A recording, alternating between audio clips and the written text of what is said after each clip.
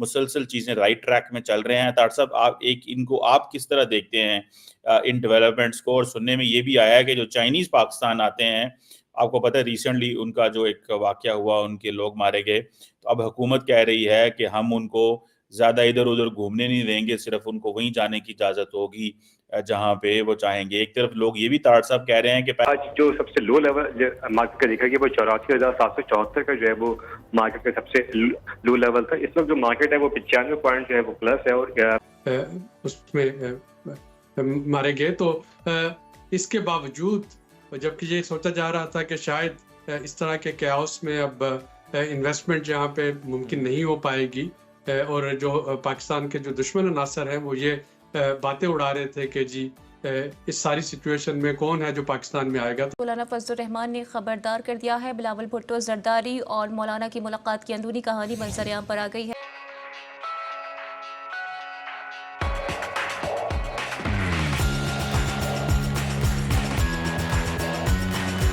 پہلے چائنیز کو ہم بہت زیادہ 10 سال پہلے ویلکم کر رہے تھے, ابھی ان کی حالت کیا ہے, اور اب ہم سعودیز کو بہت زیادہ ویلکم کر رہے ہیں, تو ان کی انویسٹمنٹ 10-15 سال بعد کیسے ہوں گی؟ طاہر صاحب کیسے دیکھتے ہیں آپ ان ڈیولپمنٹس کو؟ جی سر. دیکھیں چیمہ صاحب, میں کئی دفعہ پہلے آپ کے پروگرام میں عرض کر رہا تھا کہ پاکستان کے اندر ڈالر باہر سے لانا کوئی بڑی بات نہیں ہے, ان ڈالروں کو وہاں روکنا اب سب سے بڑا ایک معجزہ ہوگا. سب سے پہلے تو میمورینڈم آف انڈرسٹینڈنگ جو ہوتا ہے, اگر دیکھا جائے تو وہ اس سے ایک ڈاکومنٹ, صرف ایک پیپر ہوتا ہے, ایک فوٹو آپ ہوتی ہے, اس سے زیادہ اس کی کوئی اہمیت نہیں ہوتی. میں خود ساری زندگی ٹریڈ ڈیلیگیشنز کے ساتھ سفر کرتا رہا ہوں, مختلف ممالک میں جاتا رہا ہوں, بلکہ میں کئی گروپوں کے ساتھ تھا جنہوں نے $1 بلین کے memorandum of understanding paper sign کیے, لیکن کسی نے فالو اپ ہی نہیں کیا, جس میں خاص کر پاکستان بہت پیچھے ہے ان چیزوں میں, کیونکہ فالو اپ کرنا ہوتا ہے ہمارے بابو جن کے بچے باہر بیٹھے ہوتے ہیں, وہ اپنا انٹرسٹ دیکھتے ہیں. اس پہ میں عرض کرنا چاہوں گا, آپ ذرا فور کاسٹ کیجئے گا کہ اس میں سارے میمورینڈم آف انڈرسٹینڈنگ اور اتنا بڑا جو ڈیلیگیشن آیا ہے اس کا مستقبل کیا ہوگا. ایک بات میں آپ سے شیئر کرنا چاہوں گا کہ آپ کا اسلام آباد ایئرپورٹ جو ہے اس کو 15 سال پہ لیز دینے کی بات ہوئی ہے. صرف 2 پارٹیاں انٹرسٹڈ تھیں. ایک پارٹی اندر بیٹھ کے بڈ دے رہی تھی, دوسری پارٹی کو اندر آنے ہی نہیں دیا, اس کو باہر سیکیورٹی کے چکر میں روک لیا گیا ہے. وہ اب اپنا کیس جو ہے وہ کورٹ میں لے کے جا رہے ہیں. جس کو دینے کی تیاری کی جا رہی تھی وہ ٹرکش کمپنی. اب جس ملک کے اندر یہ حالات ہوں کہ آپ ایئرپورٹ کے لیز 15 سال پہ لیز دینے کے لیے آپ کسی سے پیسے لے کر دوسری پارٹی کو سیکیورٹی کے چکر پر گیٹ میں کھڑے کر لیں, کیونکہ پتا ہو کہ سزا جزا کو نہیں ہوگی, ہمیں پوچھنے والا کوئی نہیں, تو پھر وہ کس طرح چل پائے گا. دیکھیں سعودی اور چائنیز, میں عرض کرنا چاہوں گا, میں آپ کو یاد کرانا چاہوں گا کہ چائنیز کو یہاں لایا گیا تو ان کو کہا گیا تھا کہ آپ کے لیے پورا ایک بریگیڈ بنایا جائے گا, اتنے فوجی رکھے جائیں گے, صرف آپ کی حفاظت کریں گے. کیا آپ ان کی حفاظت کر پائے؟ آپ نے ان کو کہا تھا کہ آپ کی بیوروکریٹک ریڈ ٹیپ کو روکنے کے لیے 1 ونڈو آپریشن کیا جائے گا, آپ کر پائے؟ ایئرپورٹوں کے اوپر آپ نے کہا تھا چائنیز کے لیے الگ ونڈوز ہوں گی ویزا ان کی انٹری کے لیے, کیا آپ کر پائیں؟ کیا یہ ڈیلیور کی ہے آپ نے؟ اگر تو پھر آگے چلنے کی بات کریں. ایشین ڈیولپمنٹ بینک بھی آنے کے لیے وہ بھی سنا آ رہا ہے, وہ بھی اور بھی کئی چیزیں آ رہی ہیں. میں نے اورنگزیب صاحب کی ایک پوری سٹیٹمنٹ پڑھی ہے, پورا ان کے بارے میں آرٹیکل لکھا گیا ہے جس میں انہوں نے کہا ہے, ڈان میں تھا, کہ پاکستان کے حالات پہلے سے بہتر. میں ایگری کروں گا. آپ کے ڈالر کو کس نے کنٹرول کیا, یہ میں پوچھنا چاہوں گا. آپ کی ایجنسیوں نے کنٹرول کیا. آپ کی نارمل ریگولر گورنمنٹ سے ڈالر کنٹرول نہیں ہو رہا تھا, سارے کے سارے افغانستان چلے گئے تھے, لیکن آپ کو وہاں بھی آپ کی ایجنسیوں نے اس کو کنٹرول کیا. آپ کا پارلیمنٹ چلاتی ہیں ایجنسیاں, آپ کا ڈالر کنٹرول کرتی ہیں ایجنسیاں, ملک چلاتی ہیں ایجنسیاں.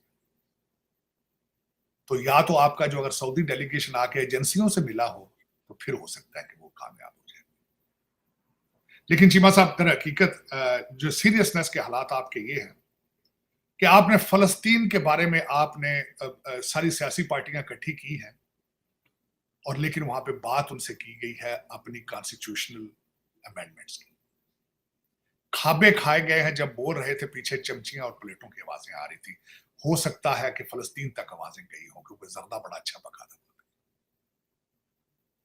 اور پھر اس کے بعد سنا ہے کہ بی بی نیتنیاہو تھر تھر کانپ رہا ہے, اس کے پسینے چھوٹ رہے ہیں کہ پاکستان میں کانفرنس ہو گئی ہے فلسطین کے حق میں.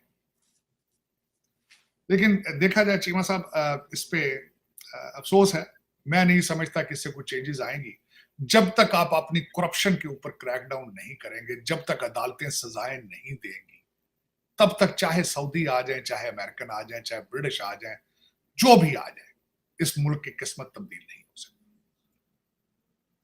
آپ نے میں تھوڑا سا آپ کے سامنے ایک اور منظر پیش کرنے کی کوشش کرتا ہوں. عمران خان صاحب کے اوپر بولنے پہ پابندی لگائی گئی ہے 18 تاریخ تک, لیکن اس دن فرائیڈے ہوگا, 21 تک وہ کسی سے بات نہیں کر پائیں گے. ایک منٹ کے لیے سوچا جائے, میں تھوڑا سا نقشہ پیش کرتا ہوں کہ اس وقت ایک پاکستان کی سب سے پاپولر پارٹی جو ہے, اس کے مشورے دینے والے ان کو مشورے کیا دے رہے ہیں. ہم نے دیکھا کہ ملیشین پرائم منسٹر کے جانے کے فوراً بعد سعودی عرب کا ایک ہائی لیول ڈیلیگیشن 350 افراد پہ مشتمل, جس میں کہ ان کے انویسٹمنٹ منسٹر اور تقریباً 7 کے قریب ڈپٹی منسٹر جو ہیں وہ شامل ہیں, وہ آئے. کل 27 MOUs جو ہیں, جس میں کہ صنعت, زراعت, انرجی, مائننگ اور اس طرح کے بہت سے شعبے جو ہیں شامل, ان پہ دستخط ہوئے. اور اگر آپ نے تقریر سنی ہو سعودی انویسٹمنٹ منسٹر کی, تو انہوں نے کہا کہ پاکستان جو ہے اس میں بہت پوٹینشیل ہے, ہم اس کی اسٹیبلائزیشن ایفرٹ میں اس کو تنہا نہیں چھوڑیں گے. انہوں نے اس امر کا اعادہ بھی کیا کہ وزیر اعظم شہباز شریف کے دورے میں جو $5 ارب کے MOU سائن ہوئے تھے, یہ والے جو $2.2 بلین ہیں, یہ اس کا ایک فرنٹ لوڈنگ ہے, یعنی اس پہ کام کا آغاز جو ہے وہ ہو گیا ٹینجیبل پروجیکٹس میں. اور جو ان کی سب سے ایک امپورٹنٹ بات انہوں نے کی, انہوں نے کہا کہ جی آرمی چیف نے انہیں یہ یقین دہانی کرائی ہے کہ پاکستان میں جو ریڈ ٹیپزم ہے اب وہ ریڈ کارپٹ میں تبدیل ہو جائے گی سرمایہ کاروں کے لیے. SIFC اور جو حکومت کے جو اقدامات ہیں, میرا خیال ہے کہ یہ کافی خوش افزا ہے, اور میرے لیے یہی ایک بہت بڑی اچیومنٹ ہے کہ SCO سے پہلے جبکہ یہ افواہیں پھیلائی جا رہی تھیں کہ شاید خدا نخواستہ پاکستان کے حالات میں کوئی یہاں پہ آنا نہیں چاہے گا, اس کے بعد چینی کنوائے پہ حملہ کر کے اس کو سبوٹاج کرنے کی کوشش کی گئی. اس کے باوجود سعودی دوستوں نے اعتماد کیا پاکستان پہ, پاکستانی حکومت پہ, اقدامات پہ, اور وہ یہاں پہ تشریف لائے. ٹھیک ہے سلیری صاحب, ساتھ ہی یہ بھی فرمائیے گا کہ جس طرح سے آپ نے بات کی کہ یہ اب جو انویسٹمنٹس ہیں, یہ جو سرمایہ کاری ہے پاکستان میں آنا شروع ہو جائے گی, سر یہ بھی فرمائیے گا کہ کب تک اس کے جو ثمرات ہیں وہ ملنا شروع ہو جائیں گے پاکستان کو؟ دیکھیں, اب جو ٹینجیبل پروجیکٹس ہیں ان پہ MOU سائن ہو گئے. وزیر اعظم نے کہا کہ یہ MOU جو ہیں یہ ایگریمنٹس میں ہمیں بدلنے ہیں, اور ایگریمنٹ میں بدلنے کے لیے اب جو فالو اپ ہے, اسٹرانگ فالو اپ, وہ درکار ہوگا.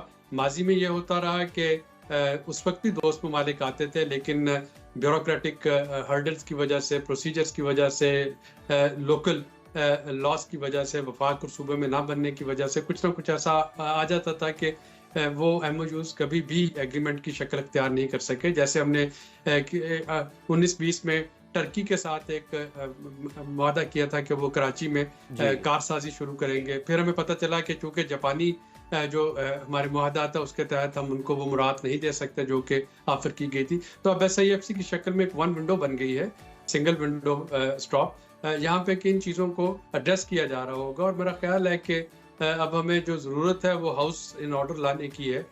اگر باقی چیزوں پہ ہم اختلافات رکھیں آپس میں, من حیث القوم, من حیث جو ایک سوسائٹی ہے جو کہ ہر جمہوری معاشرے کی حصہ ہوتا ہے, لیکن معیشت پہ ہمیں یکجا ہو جانا چاہیے, اور اس کو ہمیں جو اس پہ اسٹیبلائزیشن کے ایفرٹس ہیں ان کو بھرپور سپورٹ کرنی چاہیے.